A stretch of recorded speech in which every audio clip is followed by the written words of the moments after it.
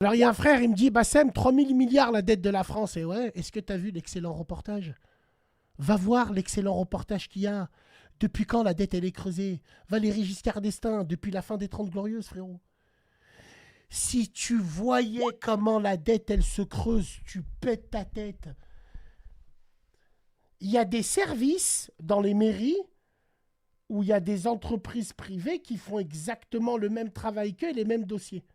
Il y a des commissions, comme Coluche il disait, l'administration, tu y jettes du personnel, il pousse des impôts. C'est très fertile.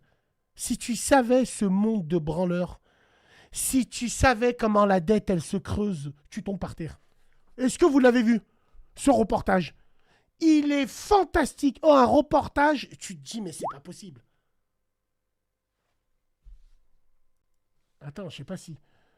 Je crois pas que je dois avoir un passage. Fais voir. Ah. Euh... Je crois pas que... Wallah, il est là. Wallah, il est là. En France, on n'a pas de pétrole, mais on a les dépenses publiques et les impôts En France, on n'a pas le pétrole, mais on a les idées. Là, en France, on n'a pas le pétrole. les plus élevés du monde. Le principal ennui est que cette pression fiscale ne suffit même pas à l'État pour assurer son train de vie. Alors que le sort des générations futures ne cesse d'occuper les esprits, une question reste mystérieusement taboue. La dette de l'État.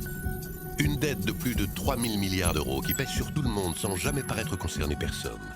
Et pourtant... à la tête d'un État qui est en situation de faillite sur le plan financier.